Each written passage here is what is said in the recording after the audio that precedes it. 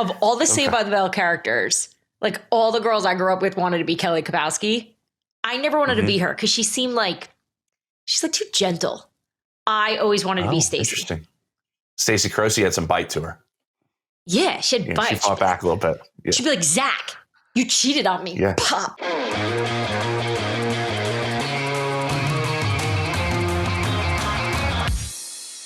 Welcome into Scoop City on a Monday. I am James Palmer. We have a massive show for you. Dianna Russini will join us. Chase Daniel will join us like they do every single Monday. We had a lot of answers, I think, on Sunday from week 11. Who's a pretender? Who's a contender? We got it. Make sure you like and subscribe. If you're watching this, smash that button. Come on, that's a term they use on the internet. Make sure you keep an eye throughout the course of the show. We're going to talk about the Denver Broncos, the new #1 seed in the AFC. I was at that game. I'll tell you what went down. I'll tell you about the other side. We'll discuss that. Chase obviously knows these teams very well. What's next for the Chiefs if they're sitting outside the postseason at 5-5?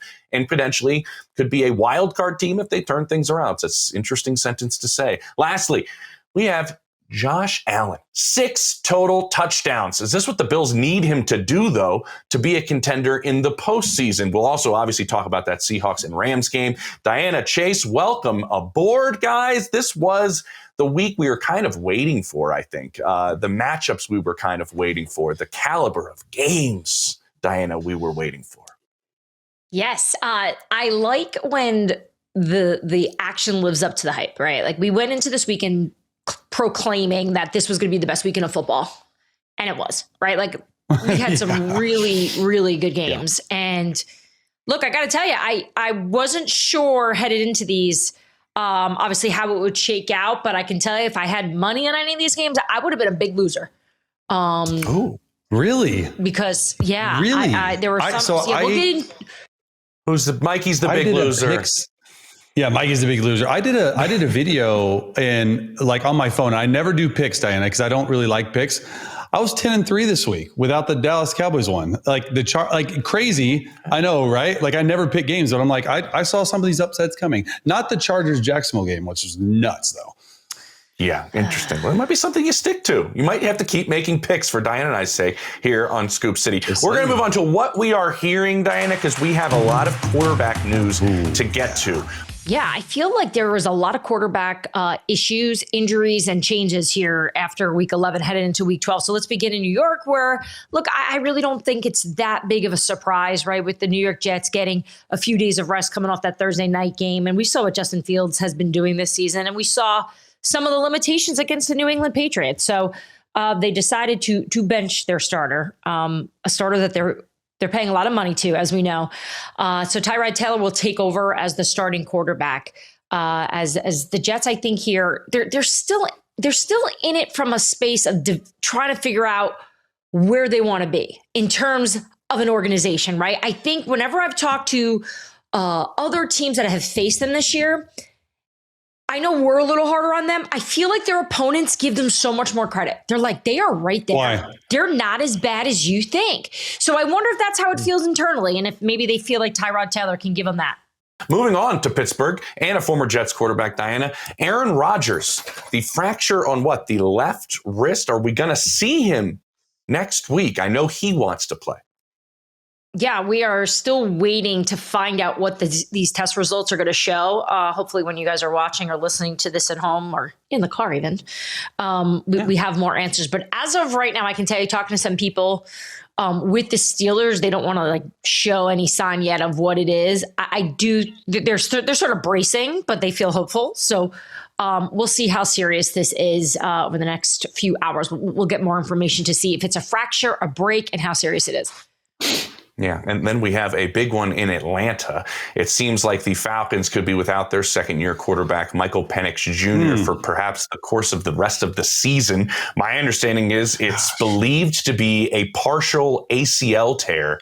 And so this could obviously sideline their signal caller, Dianna, for the rest of the course of this season. And it's in Atlanta that has gone up and down. And I think we're going to have a lot of eyeballs maybe down there as this season kind of comes to a close, and a disappointing one at that right now. Yeah, disappointing, weird.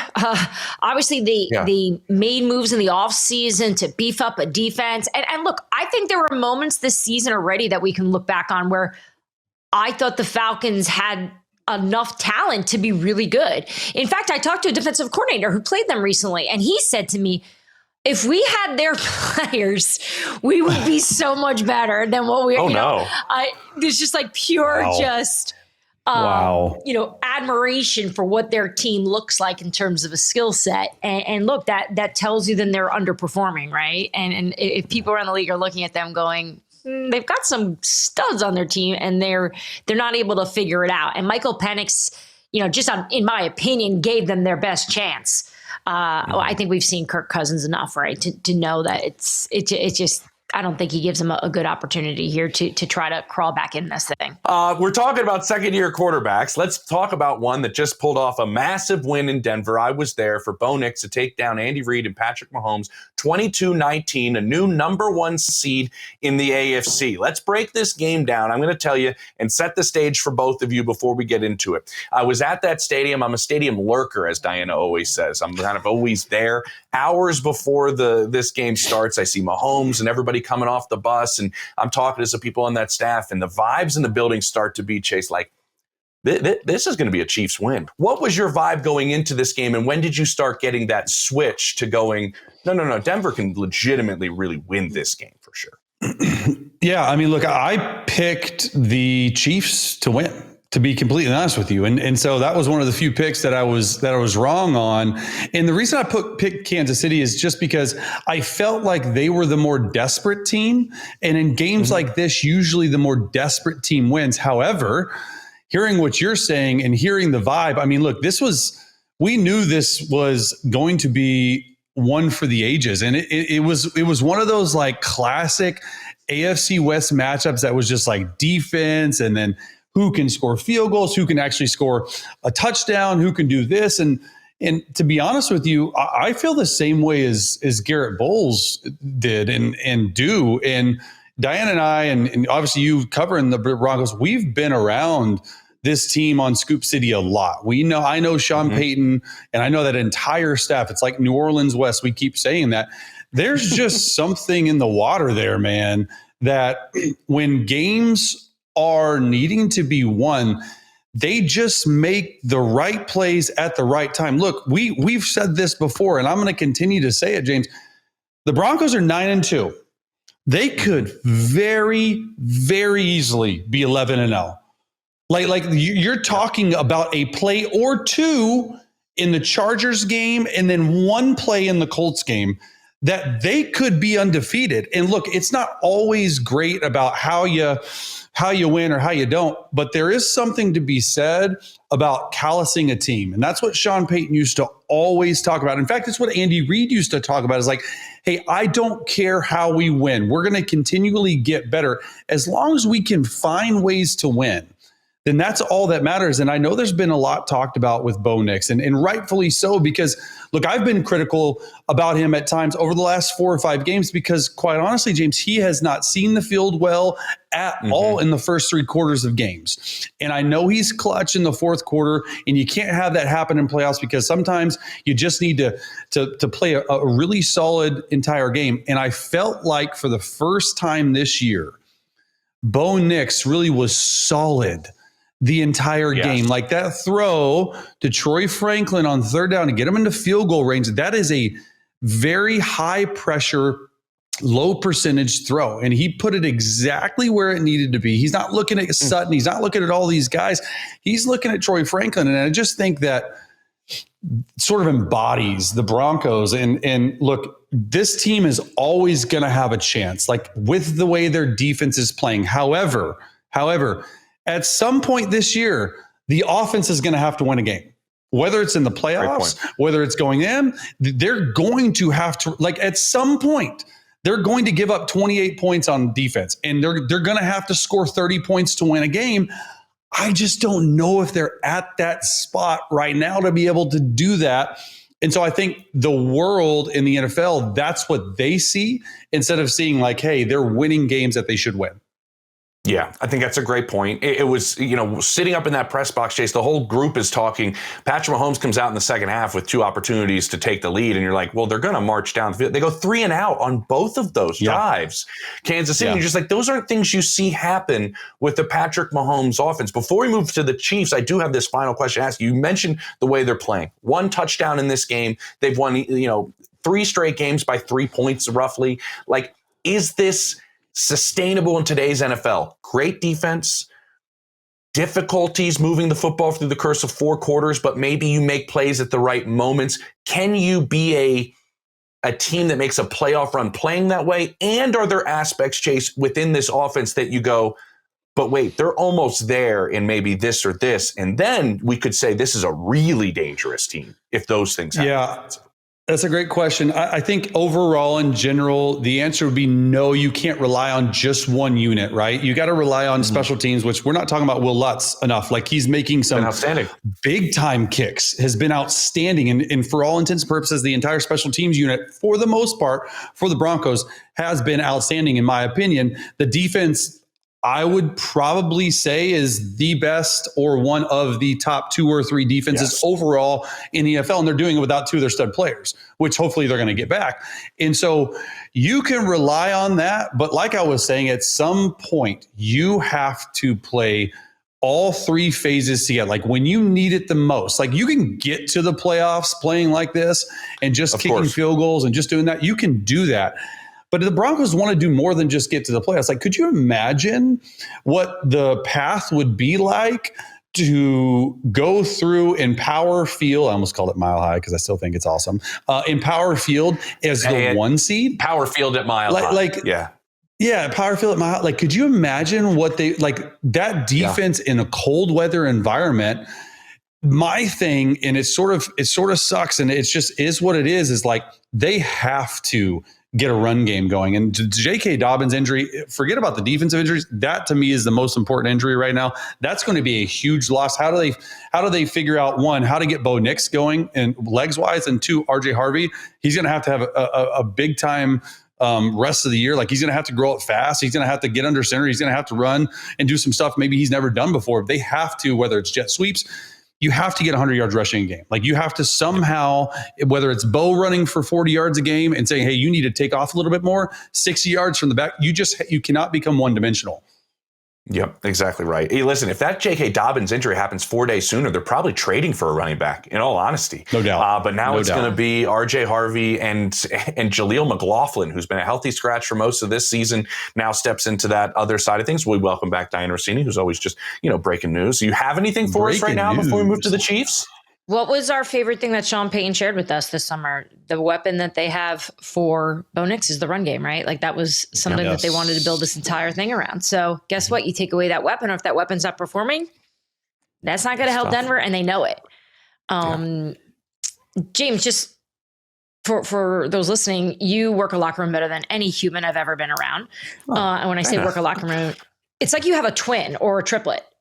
He's in like all these places at once, because one of the hardest parts, Chase, about working in a locker room as a reporter is you have a very short amount of time, and you have to hit as many people as possible to talk to them about all different things. So again, I get stuck like with one person because I talk too much. James is like, imagine that.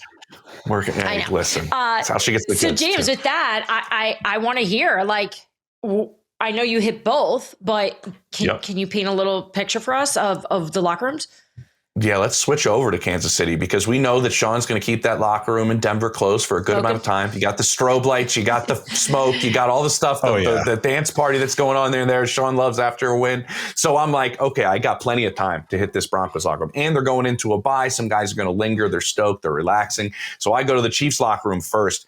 And guys, I obviously, I've covered this team a ton in Kansas City. And that was a different locker room than I'm used to seeing.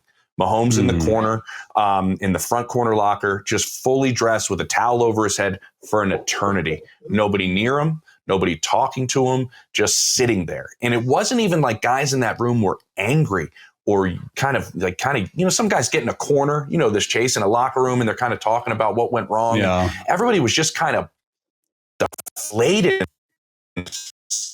talk to guys like, say, Shedeur, George Karlaftis or Chris Jones, kind of hitting on all these guys that I've known for a long time. It's the vibe is this. Their mindset is just, we got to get in now.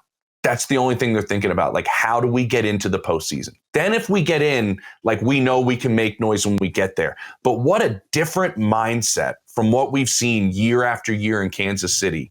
Now that guys are just going, we just got to find a way to get into the postseason. Then we know we can make some noise. It's just a very different feel in that room than I've seen in years past with the Kansas City Chiefs. And you've been around that team, Chase. So like, I know that's a little jarring, but at the same time, they're not playing terrible, but they're not playing the way we're used to seeing them play.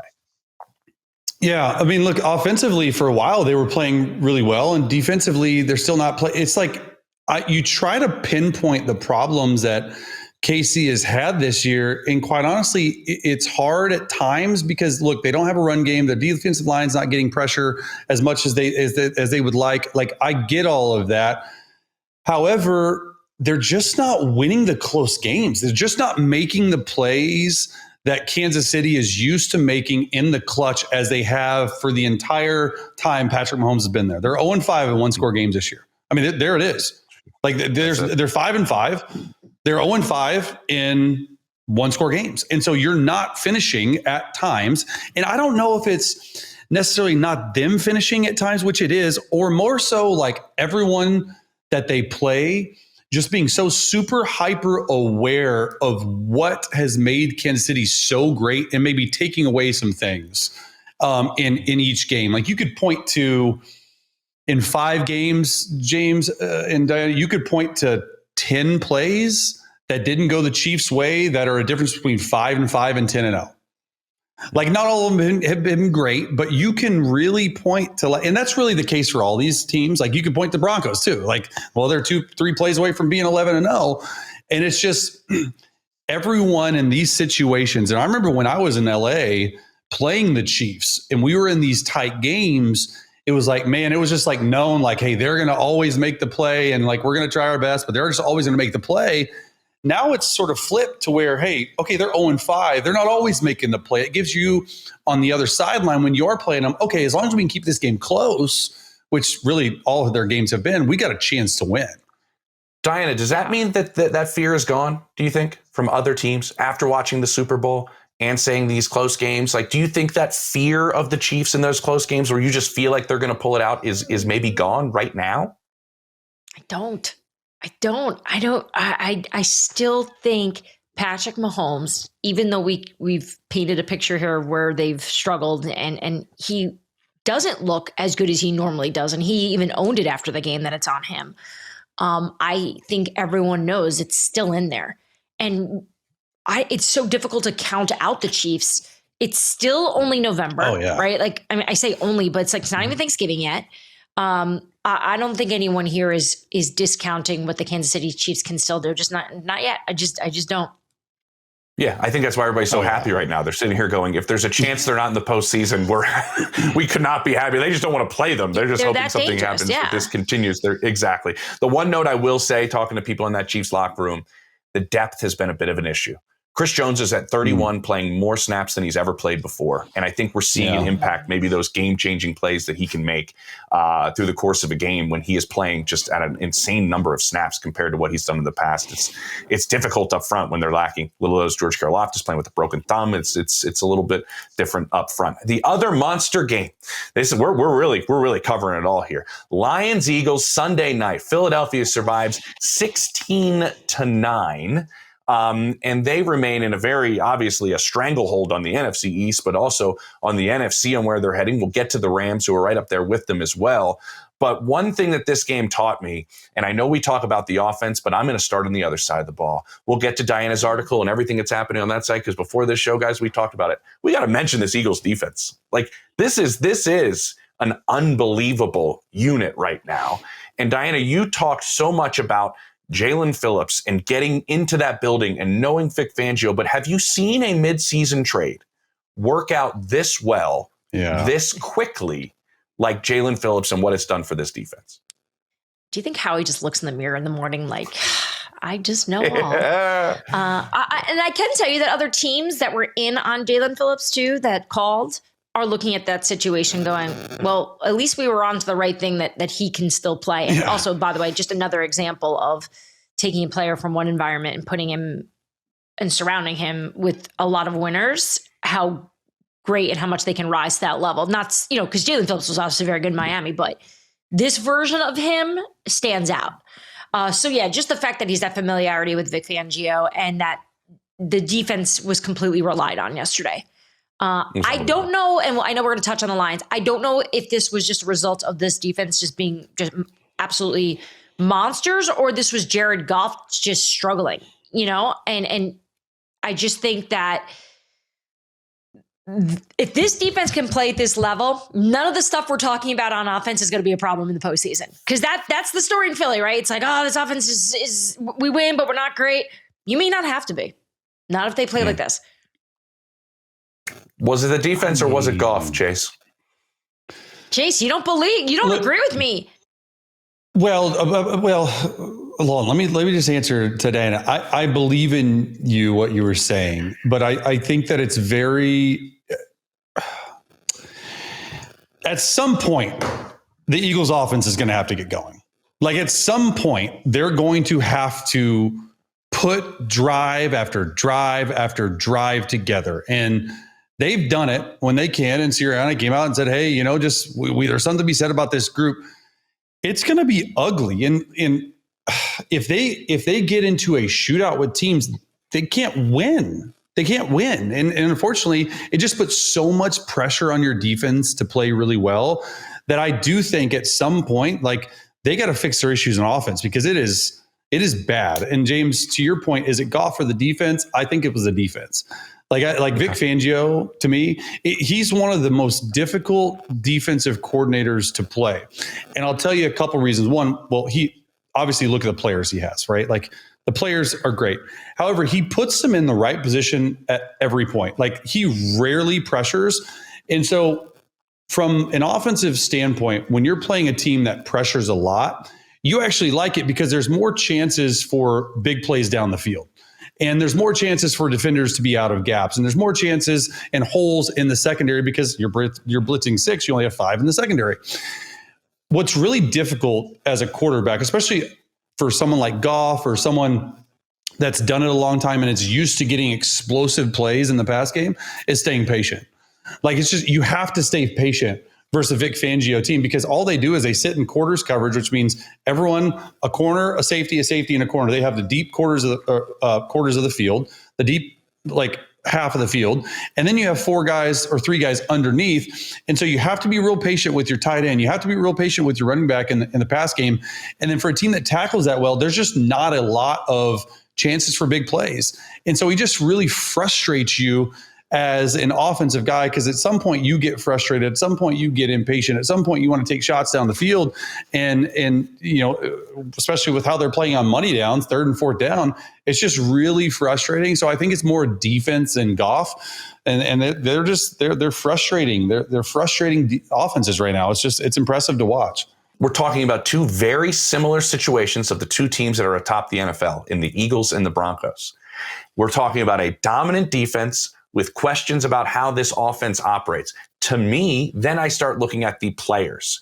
I would trust Philly more than Denver when I look at A.J. Brown, Saquon Barkley, Devontae Smith, Dallas Goedert, Jalen Hurts, that offensive line. Wouldn't you think then they'd have a greater chance of putting things together on the back half of the season offensively than maybe, say, Denver? But it's interesting because they're almost exactly in the same situation.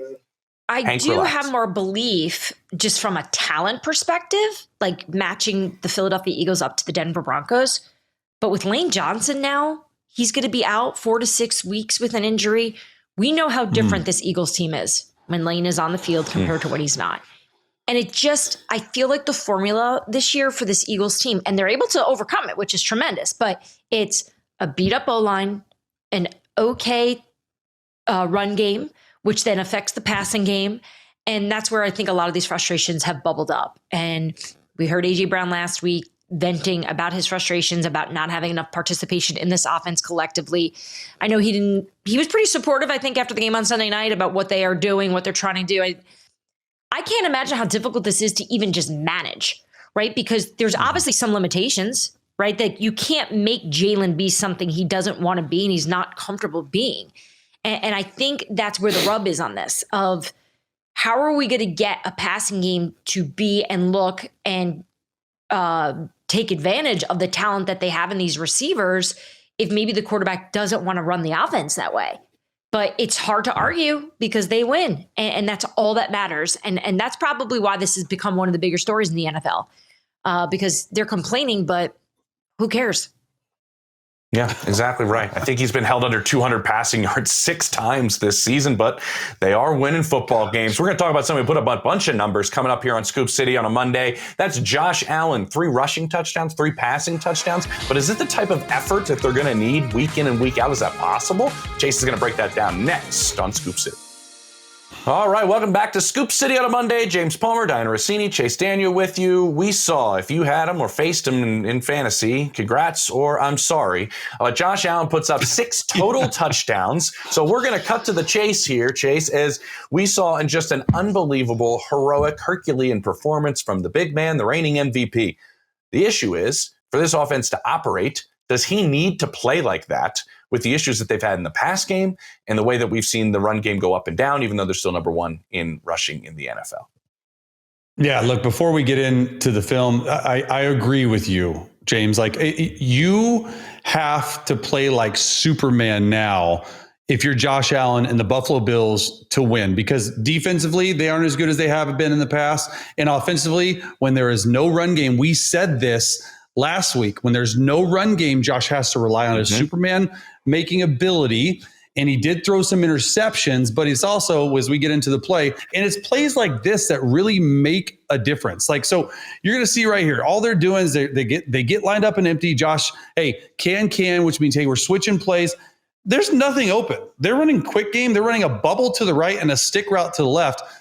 But just count. It's like 1,001, 1,002, 1,003, 1,000.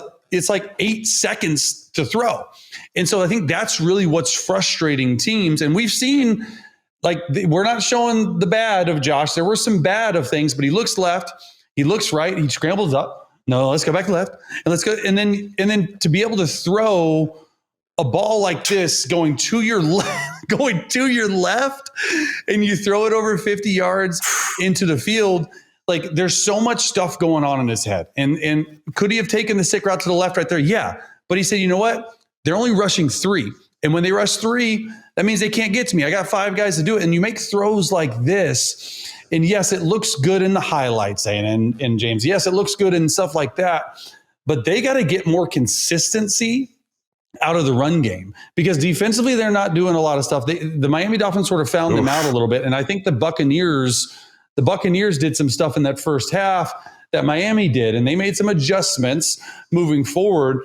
But look, you got to get Superman Josh for them to play the way they're playing. And I said this last week. I don't know if I felt worse about a good team than I did after they lost to the Dolphins, and they beat a good Bucs team, an injured Bucs team. But this can't happen and continue to happen if the Bills want to win a lot of these games. I think the situation with Keon Coleman obviously played into this. And what I do find, Chase, I don't know how you see this, but the way they looked at times on offense compared to when Coleman is on the field, I felt that you could make an argument they were better.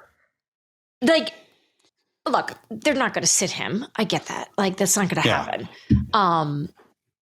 But have you seen that before, where sometimes maybe like there's a factor because they feel that they have to step up, they do different things better? I don't know. Like, do you see what I'm trying to say? Of like, yeah, I'm not saying he's a problem. But no, that's right. I don't think he's a problem either. And I do think I know what you're saying is like, hey, when you have certain guys that maybe should make this offense go, and he should be your quote unquote number 1 or number 2 receiver, and you have a disciplinary sitting or whatever it may be. We heard some of their guys talk about it, and he's not sitting. I do think it brings a little bit of accountability to the offense. Be like, oh, I got to get on my game. I got to do this. I don't necessarily think it's him as like, no one thinks he's the problem, because it's crazy to think that if so, because but it does bring this level to accountability of like, do your freaking job.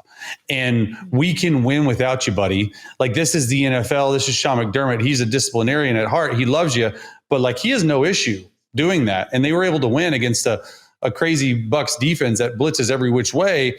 And so I do think it maybe opens eyes in the locker room a little bit. Yeah. Well, yeah, we'll see what happens moving forward. Open some eyes. Okay. Well, there were some eyes on Shedeur Sanders, Chase, as he made his NFL debut, sitting in the press box of that Broncos and Chiefs game. It was kind of like the buzz down the grapevine. Everybody was like, hey, Shedeur's in. Hey, Shedeur's in. Hey, obviously, CU's right up the road, so obviously everybody's very fascinated with it. It did not go great. 4 of 16, 47 yards, 2 sacks for an eternity, and they come up short. But I think that the focus of this is more on where he's at and where the perception of where he's at. And you were included in a Luke McCown tweet, your name specifically thrown in there because you're the man. And I think Luke really put some eyeballs on what Shedeur's situation is. And can you clear that up for everyone? Because everybody's debating, is he getting enough reps? Was he properly prepared? Why isn't he taking first team reps? You know better than anybody. Yeah. What is his week like in Cleveland? Yeah. I mean, look, I think Luke put it perfectly, and then Brian Hoyer chimed in, and Orlowski, and of course all the backup quarterbacks unite, right? Like we were back up, we understand what we're doing. We got a frat. We got to stay close. You know, it's these 10+ year backup quarterbacks that got to stick close. I thought Luke said it perfectly, and for anyone who didn't see the tweet, I'm sure we'll flash it up here at some point. But he pretty much was saying what everyone does not know that doesn't cover the league. And there's a lot of Shedeur fans that are pop culture entertainment fans that know nothing about football. And that's totally fine. I like that. Bring more to football. That's totally fine. And so what I think this tweet did is it let people know that like the backup quarterback, we get 0 reps during the week with the ones. Let that sink in. There's 0 reps with the ones, meaning the starting quarterback, Dylan Gabriel, he gets every single rep on a Wednesday practice, on a Thursday practice, on a Friday practice, on a Wednesday walkthrough, on a Thursday walkthrough, on a Friday walkthrough, on a Saturday walkthrough. He gets all the reps because the starter has to be prepared to play. And while that starter is the ones is going against the scout team defense, Shedeur, on the other hand, they flip periods. So you might have a 10-play period for Cleveland's offense, and you're going to have a 10-play period for Cleveland's defense. And when Cleveland's defense is out there, the number ones with Myles Garrett trotting out there, which is he's another beast of a guy. Shedeur Sanders and the backup quarterbacks for really, it could be whoever it is, they are running the scout team. So they are running the 2s and the 3s for that team. So if you're playing the Baltimore Ravens, Shedeur Sanders, for all intents and purposes, is Lamar Jackson.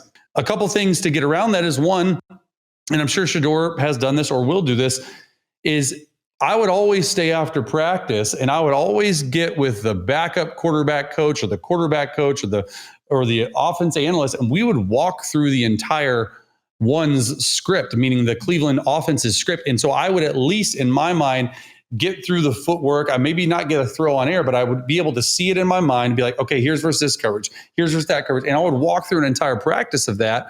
And so hopefully he's doing that, or hopefully he will do that. But it's just hard to really grasp the difficulty level and everything that goes into playing a backup quarterback. This isn't even this is a Shedeur Sanders conversation because it is about Shedeur. This could be for any backup quarterback that plays, and just how difficult it is. No, that's what I hear too when you're saying it. Like, this isn't any they're not holding Shedeur back. This is just the way the NFL goes. When Jackson Dart was the backup quarterback in New York, he was doing exactly what you just said. He was staying after practice with Jameis, going through the script. Because I remember when I was talking to people with the Giants organization about how ready Jackson Dart was, they were like, well, he's doing the work plus some because he has to learn how to be a starter. And that's the closest you can get. And I don't know if Shedeur is doing that, but I would assume so. No way. I mean, and look, his rap in the building is that he is a hard worker. So I wouldn't put it past him being out there doing that. And here's the thing too about Zach Orr, and we have some film, and I do want to show this before we move on, because this is what Zach Orr did, the defensive coordinator for the Ravens. He literally, as soon as Shedeur came in, he threw the craziest blitz packages that I've ever seen. There's 8 guys at the ball. In every third down, it was like this. Where are they coming from? What are they doing? You see Kyle Hamilton pick for Calvin Noy. And then Jerry Jeudy, first of all, let me just say, Shedeur should not have thrown this football. At all. But I want you to watch 14, and I want you to watch Calvin Noy on the left of your screen. They're going to do a pick stunt. He gets absolutely hammered in the ribs. However, Jerry Jeudy stops running. Jerry Jeudy should run an out route. He runs a curl route. Not sure why. And Shedeur is trusting his guy to be there. Now, I think he should have checked the ball down to 83. But there was multiple ways and times during this game that there's 3 Cleveland offensive linemen on 1 defensive tackle on the left of the screen, and then there's 4 guys blocking 3 on the other, and they were able to get home. I'm telling you, I've been in the league. I was in the league for a long time. The amount of pressure packages that the Ravens defensive coordinator Zach Orr was bringing as soon as Shedeur Sanders got into the game to confuse him, I haven't seen some of them. And so it just, odds are stacked against you. You're not in these protection meetings. And so, look, can Shedeur get better? Yes. Was it all his fault? No. Did he play bad? Yes. Does he need to play better? Yes. Multiple things about Shedeur can be true. Yeah, well, Kyle Hamilton flashed it. He did it after the sack. My guy might be defensive player of the year as he broke through.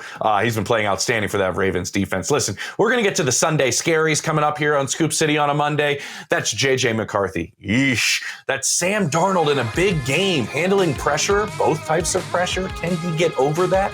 We'll talk about it with Chase coming up next on Scoop City on a Monday. Welcome back to Scoop City on a Monday. James Palmer, Dianna Russini, Chase Daniel with you. It was the matchup we were all looking forward to seeing. I was watching it on my computer while I was sitting in the press box between Chiefs and Broncos. It was the Rams and the Seahawks, and Sam Darnold. Last time he faced the Rams, he was sacked 9 times. He was wearing a Vikings uniform then, but now he is wearing a Seahawks uniform. He goes 29 of 44, guys, for 279 yards, no touchdowns, 4 picks. The crazy part was they still had a chance to win this game. I want to ask you, Chase, off the jump, the pressure. I was talking to Mike Sando on Thursday on our show, and he mentioned the one quarterback out of Stafford and Sam Darnold that he would take, because both these D-lines bring pressure, is obviously Matthew Stafford in his eyes. I'm looking at the pressure that D-line gave and the pressure of big games. Which one was more worrisome for you for Sam Darnold in terms of those 2 ways we use the word pressure? Yeah, I mean, it's got to be the pressure of the big game, right? Because you look at 3 games in the past 11 months, maybe less, that Sam Darnold has sort of laid an egg. And this game is a little bit different for me because, when you throw 4 interceptions, you expect to get blown out, and it just says how good the Seahawks defense is. Mm-hmm. I just think the pressure plan, the actual plan to get pressure on Sam Darnold was really good. And this was something that I've seen from Sam Darnold really in the past in general. And you really just don't get over this, is anytime the pocket was tight, and this goes back a year in evaluating him, or anytime he gets a free runner, he sort of freezes up a little bit. And so actual pressure getting on him, that's what's difficult. And the Rams were able to do it multiple times, whether it's this cover 4 look that you're seeing here, and he's trying to throw a bender into number 18, or whether it's pressure from line stunts, or whether it's pressure from linebacker level. And they just had, and Shula, the defense coordinator for the Rams, they just had an exceptional plan for Sam Darnold. But I do think it is worrisome, James and Dianna, that when you do this a 3rd time and you don't play up to your level on a 3rd time, and this is a very important game, there's something to be said about, can he deliver in the big moments? Dianna, what's the perception about Sam right now? This is a big test for him for sure. And I'm just going to go back on the decision that Minnesota made, right? If anyone knew him well in his ability and believed him and loved the guy, it was the Minnesota Vikings. And after they got knocked out of the playoffs after his performance, it makes me think that maybe they sense that as well, that they know something that maybe not everyone is bought into just yet. Now, look, I think they would take him right now, though, over JJ. Oh, for sure. Just so you know. For sure, which I James, what did you think of J.J. McCarthy yesterday? It's tough. It's tough. And listen, I'm going to skip the performance and go more towards the situation. Like that is a veteran locker room that is built to make a playoff run right now. They spent even more money in the trenches to try to make sure that works. When you ask people around the league, and I kind of did that this weekend, just a couple different minds, and it was like, guys are open. Like Kevin is a good offensive coordinator. There are players that are open. I just want to know, Chase, how you handle this when I mention that as Kevin O'Connell. When you are scheming an offense and you have Justin Jefferson, who's getting a lot of looks, some of them he can't even reach for. One of them he didn't even try to reach for because it was so inaccurately thrown towards him. How do you find that balance between grooming J.J. McCarthy, putting more on his plate, but at the same time, you have this team that is looking at you going, we know we're pretty good. I mean, the weak spot of the entire team is the quarterback play. It's not like it's hard. It's not hard to see that. And it stems from when I watch the film. Yes, there's stuff open. It's the inaccuracy part. I think that's worrisome because there's some throws where you're like, oh my gosh. And then there's some other throws you're like, oh my gosh, for like the worst reasons. I mean, look, I'm not into stats, but only one game this season when he's completed better than 56% of his passes. That's not good. That's not good. And this offense is a very completion heavy offense. They like to get completions. They like to stack completions. And when you can't do that and you continually turn the football over, like they're not going to bench him, and I know he's young and I know he's only played a certain amount of games. The question has to be thought of like, man, like this is a Super Bowl caliber team. They went out and spent a ton of money on their offensive line. They have the best receiver in football and it's just not quite working. And why isn't it working? Well, the quarterback's not playing well. And they've been through a lot of stuff with Carson Wentz and now JJ. And this is just going to be a growing pains. Like this is a season where you're going to hope to limp into the playoffs at some point. But your whole main part of the rest of the season, in my opinion, is saying, hey, is JJ McCarthy the guy for us moving forward? If I'm being completely honest. Chase, you say this, but this is a head coach who was lauded and praised for his perspective on young quarterbacks. That this league is too impatient, that a lot of these quarterbacks aren't put into the right programs. I think he said it on the Rich Eisen show and we had Zach Kiefer on, Diana, about the whole situation. Remember? Yeah. At the beginning of the year? Yeah. He did I forgot about that. Zach killed that story. That was a great story about just how quarterbacks just aren't really given fair shakes. Well, it's easy to say it. It's hard to eat the losing, though, when you're going through these growing pains, right? Because there's no way Kevin O'Connell's happy with this. Like, he's frustrated. Think about how he was coach of the year. Think about how much success he's had. And now he's working with a quarterback who just is going to need more time. Yeah. And time on task, honestly. Time on task, which has been an issue. It just doesn't look the same. And I think that's sort of what the issue is. Yeah. Listen, this is why you win coach of the year. Let's lean on you. That's very true. And see what you can get out of your quarterback, because this is so fascinating when we talk about it. The guy's on a bad team. I wish he was on a better team to help him develop. Oh, the guy's holding back a really good team while he develops. So true. We just love to debate these young quarterbacks throughout the course of the season always. For Dianna Russini, Chase Daniel, James Palmer, I hope you enjoyed this Scoop City on a Monday. We'll be back with you later this week. Thanks for watching Scoop City. Don't forget to like, subscribe, and feel free to leave a comment. New episodes of Scoop City drop every Monday, Wednesday, and Thursday.